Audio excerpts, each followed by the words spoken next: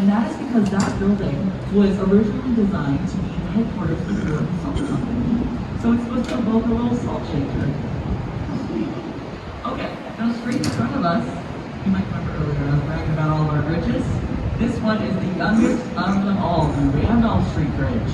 So at each of Chicago's 37 movable bridges, we have a bridge house, which you can see this one right here. It looks very young and modern compared to the other ones that you can now. Now this is where historically the bridge tender would be stationed to raise and lower the bridges with the passing of tall ships.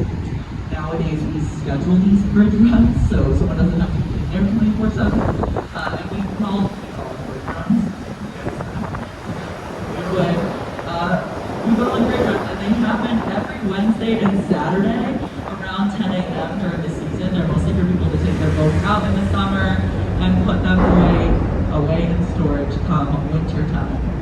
Now on our right, this brick building, not the building itself, but this is the site that formerly housed Chicago's very first hotel, Saginaw Hotel. But what I find even more exciting is that this is also the location where Abraham Lincoln won the presidential nomination in 1860.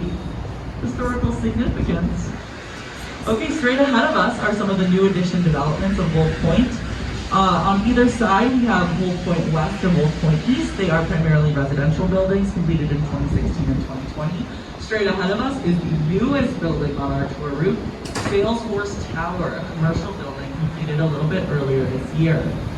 Salesforce Tower has a sign on the side of it that when they opened was so bright everyone around complained, and people complained and complained until the city made them turn it down. You can get things done in the power of numbers. Now on our right, this is the new Lean building, aka 333 West Wacker. It's another great example of contextualist architecture. The curve is meant to echo the curve of the river. If you look closely, you can see two shades of blue-green, one intended to match the sky, one to match the river.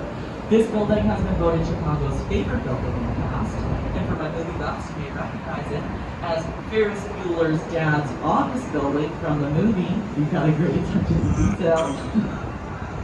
Now, straight ahead of us, I know I've already talked a little bit about merchandise, Mark, but I do want to tell you guys about a very cool project we've been involved with since 2018. It's called Art on the Mart. So the folks at the Mart partnered with the City of Chicago to provide free public access to contemporary art. So every night at 8:30 p.m. in the spring and summer, artwork is projected onto the 2.5-acre face of the Mart, and it rotates through different artists and different features at popular demand. We also feature work from the Chicago Public School seniors. Now, after Franklin Street Bridge on our right, you'll see, and I'll point it out when we go past it, but you'll see a dark glass box, and in that box are 34 projectors worth over $8 million, and those are used to project onto the face of the Mart. And they use very sophisticated mapping technology to mask out the windows, so they only project on the limestone facade and not into the windows. So they're not disturbing anybody inside. You're about to see it come up right here on our right past when we get under the bridge. Okay, and now also on our right, at the base of those stainless steel columns, right at the river's edge, there's all the projectors, by the way. Now, right at the river's edge, at the base of those stainless steel columns, are floating gardens called fish hotels. So those water plants, the roots of those grow down, thereby creating a mini habitat for native species of fish. Fish seek out these shallow, rocky areas for maturing and spawning that we largely removed by dredging the river in the 1800s.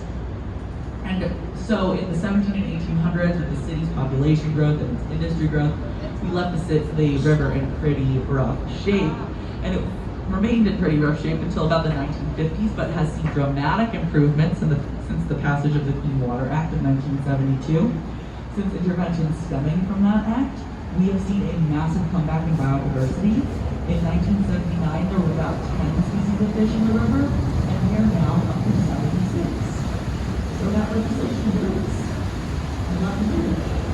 Okay, straight ahead, up on our right, we're going to see a limestone building. This one right here, this is the LaSalle Wacker building. This building is a good example of an early ordinance that limited the floor area of a building above a certain height.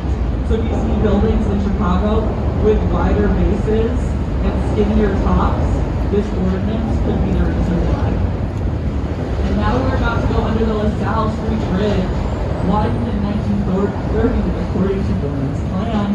And this red brick building on our left is the Reed Murdoch building. It used to have a symmetrical six-window building, but one on the left of the sacrifice with the white on the building down the bridge. And now that is this building is also have our roof designed in the Prairie style. And the Prairie style of local the Prairie style of local architect Frank Lloyd Wright. If you're an architecture buff, you need to know Frank Lloyd Wright. His home, as well as several designs nearby, is on display in the first western suburb of Oak Park, Illinois. And that happens to be where I grew up, so I can't mention FLW without getting Oak Park over the flood. One of the last stops on the Green Line takes about 30 minutes to get there from the loop. Now, up ahead in the distance, on our right, you'll see a forest green colored building with gold covering the top. That is the carbide and carbon building. And oozes out by the burning level of your celebration.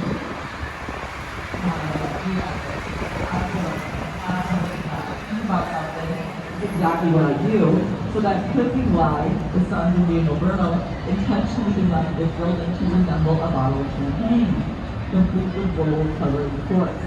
Now the gold that they're